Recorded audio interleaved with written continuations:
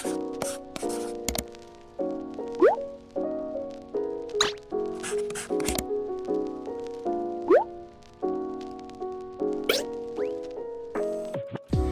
everyone, welcome to our channel. I, Jillian De Robles, together with my fellow group members, will tackle about unpacking the self. The unpacking self includes the physical self, the sexual self, the material or economic self, the spiritual self, the digital self, and the social self. The intended learning outcome for this topic is to understand the meaning of material, economic self, and spiritual self, differentiate between material and spiritual aspects of life, recognize the importance of balancing materials and spiritual well-being, and lastly, reflect on how both influence one's identity and happiness.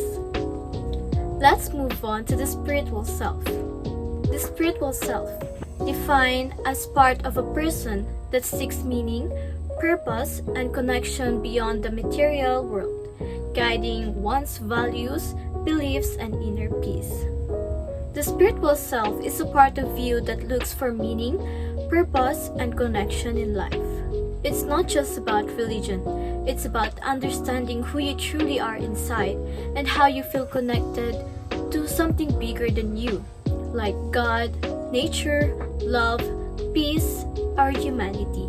In simple terms, the spiritual self is what helps you find inner peace when life gets hard.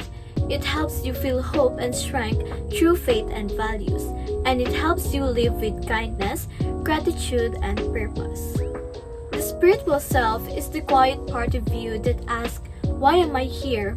and helps you feel guided even when you can't see the full path ahead. Components of the spiritual self are spirituality, religion, and supernatural. Supernatural. Supernatural means power or beings beyond nature, like gods, spirits, or miracles. The supernatural refers to things that exist or happens beyond what nature and science can explain. These are powers, events, and beings that go beyond the physical world and the laws of nature. Gods, angels, spirits, miracles, magic, or divine interventions are all considered as supernatural because they cannot be fully explained by logic and science. People often connect the supernatural to spirituality, religion, or mythology, where unseen forces or higher beings influence human life.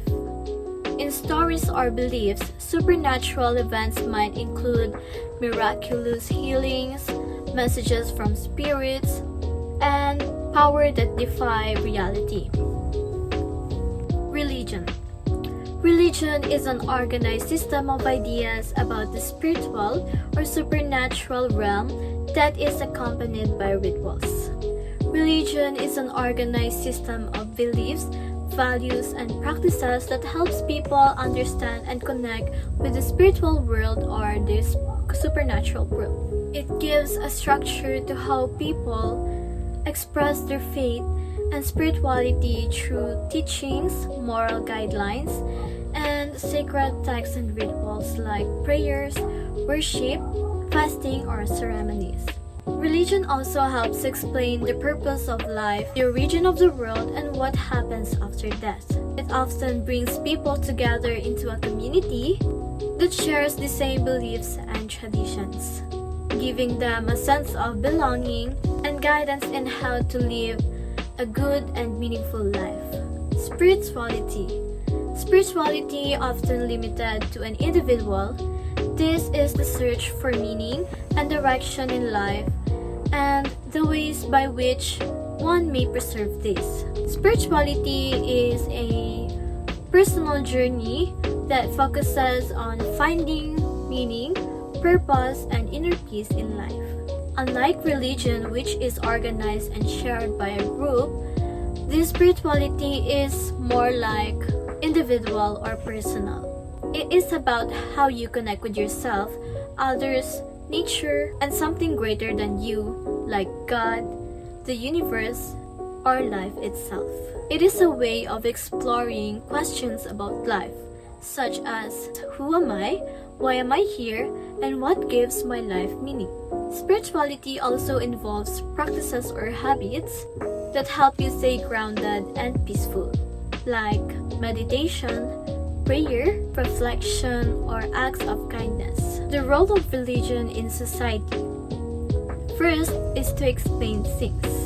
Religion helps people understand the mysteries of life, such as creation, suffering, and what happens after death, through stories, teachings, and beliefs. The second one is to establish order. The religion provides moral rule and values that guides how people should behave, helping maintain peace and discipline in the society. Third one is to justify things. Religion often gives meaning or purpose to life events and social practices, helping people accept situation as part of the divine plan. Fourth one is to provide support. The religion offers comfort, hope, and strength during hard times through faith, prayer, and community. The fifth one is socializes people. Religion teaches shared values, traditions, and customs that connects people and build a sense of belonging. The sixth one, which is the last one, is the vehicle for passages into a different domain. Through rituals like baptism, marriage, funerals, religion marks important life transitions and connects the physical world to the spiritual world. So as for the theory of religion, you have three types. First is the cognitive. So the cognitive theory focuses on how religion helps people understand and find meaning in life. So human beings, as a human being, naturally seeks explanation for things that we don't understand, such as why life exists and why natural disasters happen. So or what happens after that. So religion provides answer to these questions by offering beliefs, stories, and teachings that give meaning and purpose to life. So for examples, many religions teach that life has a purpose and that everything happens for a reason. So when people believe this, it helps them accept challenges and find peace in situations now we cannot control, such as trials and struggles. So, for instances, someone might believe na a painful experience is part of God's plans, which gives them comfort and strength to continue. The other one is the psychological theory of religion. So, the psychological theory explains how religion helps people deal with emotion, stress, and even mental struggles. As we all know, life is full of difficulties, and religion provides emotional support to help people cope with this situation. It gives people a sense of hope, peace of mind, and reassurance that they are not alone, especially during difficult times. For example, when someone feels hopeless or afraid, they may pray or meditate. So doing this, it helps them feel calmer and more supported. So religious practices such as prayer, confession, or worship can help release negative emotion and replace them with feelings or peace and trust. And lastly is the social function theory of religion. So the social function theory views religion as a force that unites people and strengthens social relationship. Religion encourages cooperation within a community through religious gathering, festival, and even tradition. People learn moral values such as kindness and respect for others. So in short, religion play an important role in human life. The cognitive theory helps people understand life and its meaning. The psychological theory helps people cope with their emotion and problems, and the social function theory helps people connect and live peacefully with one another. So as for the organized religion, so it means a system of beliefs and practices that a group of people follow together, usually centered around faith and supernatural being, higher power like God, gods, or spiritual forces. So it's called organized because it has a clear structure with leader. It includes pastors, priests, and the place of worship like churches, mosques, or even temples, and written teachings like Bible, Quran in Muslim or Vedas, and rules that guide how followers should live. So religion is not just about worship, it also plays an important role in meeting people's social and psychological needs. Next is the symbols in religion. So symbols in religion are special signs, word, action, or object that represents something deeper. Usually, spiritual truths, belief, or values, they are not just ordinary things. They stand for something important that helps people understand and express their faith. For example, ang cross in Christianity is not just a two-piece of wood, but it symbolizes the sacrifice and love of Jesus Christ. On the other hand naman, the crescent moon and star in Islam symbolizes faith, guidance, and divine light. So when we say religion make use of many symbols, it means that religion uses things like images, gesture, or words to express ideas about God, life, and the universe. Next is the myth of our religion. So religious myths are sacred stories that explain what a religion believes about life, creation, and the divine, the God or a higher power. So these stories are not just ordinary tales, they are important because they express the deep truths and belief of our religion. So they serve as the foundation of faith, showing people where they came from and why they exist and how they should live. So myth often talk about gods, spirits, or supernatural forces, beings that are beyond human power and understanding. So these stories help people understand that unseen worlds such as heaven, hell, and or other spiritual realms. For example, in Greek mythology, Zeus is the king of gods who controls skies and lighting. So in Christianity, the story of God creating the world in 6 days explains the divine power of creation. So a myth often tell how the world and humans were created, why nature works the way it does, and where people came from. So they also explain things that are hard to understand, like death, illness, and even suffering. For example, in the Bible story of Adam and Eve, the myth explain how sin and death entered the world. So these stories give people answer to questions science cannot fully explain, like why do people die and how did the world begin. And myths can be shared orally by storytelling, songs, or even rituals, or in writing such as scripture, holy books, or manuscript. This is how belief and tradition are kept alive from one generation to the another. So for example, the Bible, the Quran, and other holy texts preserve sacred stories in writing. And another example is the indigenous tribe often passed down their creation myth through storytelling during rituals or ceremonies. So in simple words, myth of our religion are sacred stories that explain a religion beliefs about God's creation, life, and moral values. They help people understand where they came from and why things happen and how they should live. So these myths are deeply respected in every culture and are passed down through storytelling or scriptures, shaping people's faith, tradition, and understanding of the world. So for the modern major religions and their myths. So every religion has myths meaning something false, but sacred stories that explain important truths about the world, life, and even human nature. So this story help believer understand where we came from, why we exist, and how we should live. So we have the Hinduism. So the myths include Brahma, Vishnu, Krishna, and the others. So Brahma is the creator of the universe. Vishnu is the protector or preserver who maintains order in the world. And Krishna, an incarnation of Vishnu, teaches humans about love, duty, and faith. For example, in the Bhagavad Gita. So these stories show how the gods work together to keep balance in the universe and teach moral lesson about good and evil. And we have the Islam. So it includes the story of Muhammad and the angel Gabriel.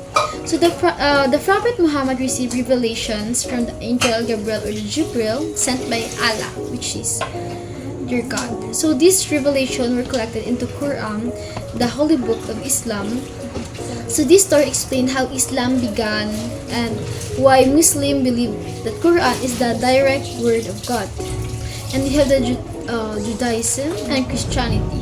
So it includes the story of Adam and Eve. So Adam and Eve were the first human created by God, and they lived in the Garden of Eden but disobeyed God by eating the forbidden fruit. So this story explains the origin of humanity and the idea of free will and the beginning of sin and suffering in the world. Both Judaism and Christianity share the story, but they interpret it differently in their beliefs. And lastly, we have the Taoism. So it includes the story or myth of the Jade Emperor or Heavenly Grandfather. So the Jade Emperor is seen as the ruler of heaven and all spiritual beings. So he maintained order and harmony between heaven and earth. And Taoist myths like this teach respect for balance, nature, and the moral order of the universe, central ideas in Taoism. So in summary, all these myths explain the origin of the world or humanity. So that's all. Now let's talk about the worldview. Worldview is the way people in a culture see and understand life, reality, and what they believe is true or important. A worldview is the overall lens or perspective through which people see, understand, and interpret the world around them. It shapes how they think about life, reality, truth, values, and what is right or wrong. Each culture has its own worldview, a shared set of beliefs, traditions, stories, and experiences that explains how the world came to be, why things happen, and what gives life meaning. This shared understanding influences how people behave, make decisions, and relate to one another. For example, a Judeo-Christian worldview might see life as created by one God with moral laws, while Navajo worldview may focus on harmony with nature and the balance of spiritual forces. Myths, traditions, and teachings help pass these beliefs from one generation to the next, shaping how people interpret reality and their place in it. For the question, what do these myths say about each religion's worldview? In Judeo-Christian myths, such as the Genesis creation story, the belief is that one all-powerful God created the universe, the earth, and all the living things. Humans are seen as created in God's image and given dominion over nature, meaning they have a special role and responsibility to care of and rule the earth. This worldview emphasizes the power and authority of one creator, humanity's unique position above other creations, and the focus on moral order and purpose given by God. Navajo worldview, in contrast, Navajo myths describe a world where harmony, balance, and connection with nature are central. Humans are seen as part of nature, not superior to it, and must live in peace and balance with the earth, animals, and spiritual forces. What function do religion and spirituality serve? First is reduce anxiety by explaining the unknown and giving comfort. Number 2, or the second one, is teach right and wrong for proper behavior. And the last one, number 3, is use ritual to pass down traditions. So hi everyone, I will be talking about religious rituals. So first, what is religious rituals? Religious rituals are repeated actions or ceremonies that have a special meaning to the religion. They are often performed to show respect, to bring the community together. One of its example is attending Sunday Mass in Christianity and praying 5 times a day in Islam. So there are 2 types of rituals. First is the calendric rituals. So what is calendric rituals? Calendric rituals are events that are set to date and They are performed regularly every year. So for example of this is Christmas in Christianity and Ramadan in Islam. And the second one is crisis rituals. Crisis rituals are performed during unexpected events. They are not scheduled unlike calendric rituals. One of its example is when there's a funeral or when a priest prays for someone who is sick. Its purpose is to restore balance and bring peace. So now I'm going to talk about rites of passage. So what is rites of passage? Rites of passage are rituals that marks a major transformation in life. And this passage has 4 transitions. So the first one is rites of separation. Rites of separation is when a person is separated or removed from one's society. In this passage, it includes leaving behind an old identity for a new one. For example, is a teenager leaving home for college, or a bride leaving home to live with her husband. And the second one is rites of transition. Rites of transition happen in between when you are no longer in the old role but at the same time not in the new role, where in this passage where you prepare yourself or you go on training. And one of its examples is engagement, where you are preparing for a new responsibilities. The third one is rites of incorporation. Rites of incorporation is where a person is welcomed into a new society. For example, is graduation and wedding ceremony. So the fourth one and the last one is the rites of intensification. The rites of intensification is performed during times of hardship and crisis. For example, is famine, natural disasters, and someone's death. The purpose of this is to reduce fear and bring the community together. One of its example is praying gathering after a disaster, where the community come together to pray for their safety.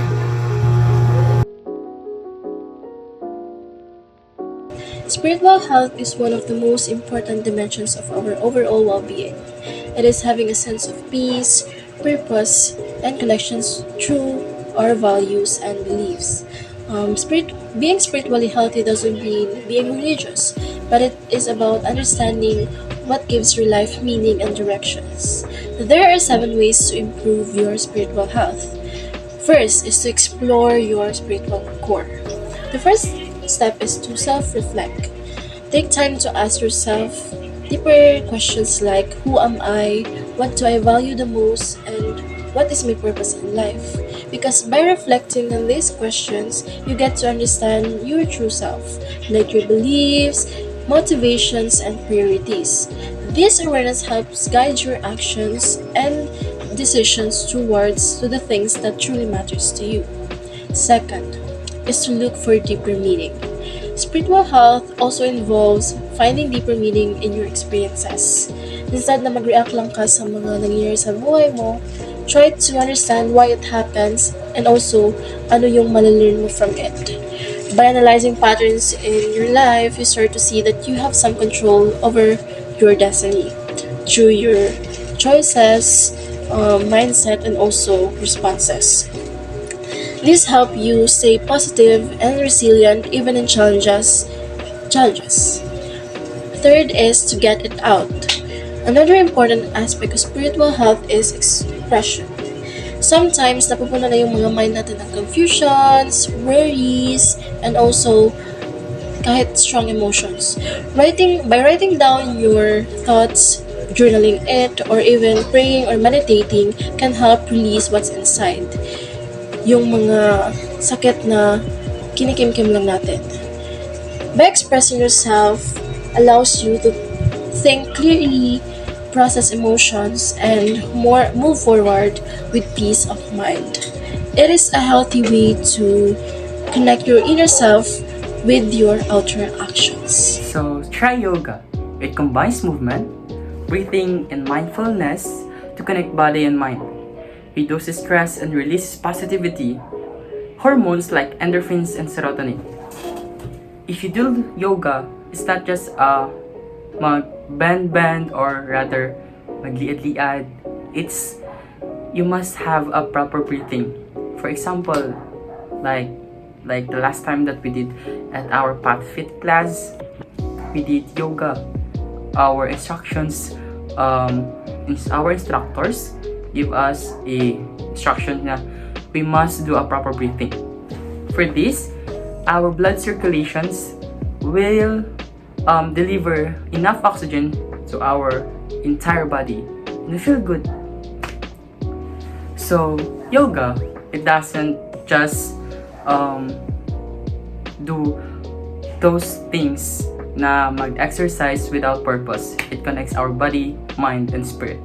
So if we do yoga, our body releases also the hormones like serotonin and endorphins. It makes us feel good. Once we feel good, we do good, and we feel great. So, number 6, think positively. Focus on hope, gratitude, and optimism instead of negativity.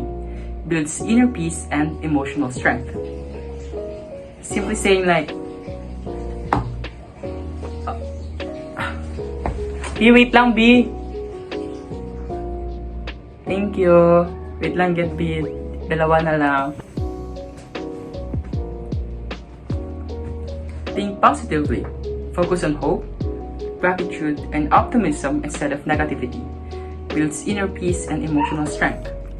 For example, if you first to join the pageant or a singing competition and don't think about the you during or performing that thing or your performances. Think about the outcomes.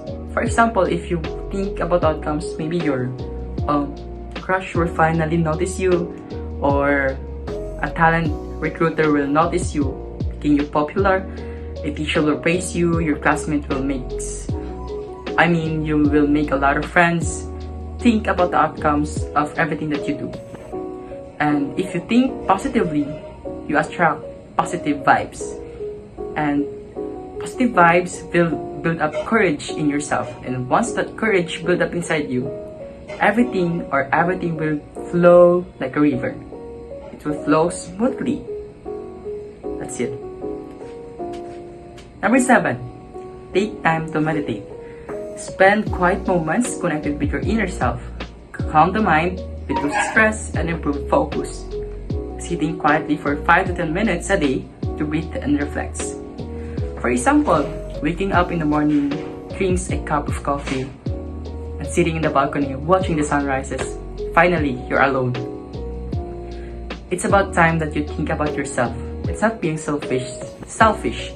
It's about seeing your past self, seeing your roots, or discover your new self.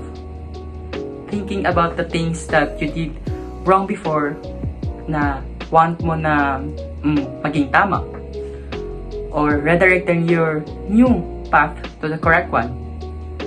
It's about yourself. You can have enough ample time for yourself to reflect everything that you did in your life, to meditate, and to have enough time for yourself.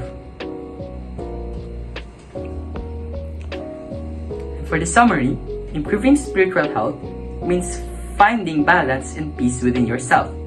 When you explore your beliefs, think positively, express emotions, and take care of your mind through yoga, meditation, and reflection. Improving spiritual health means finding balance and peace within yourself. When you explore your beliefs, think positively, express emotions, and take care of your mind through yoga, meditation, reflections, and other things. Build a stronger connections to your values, purpose, and inner peace.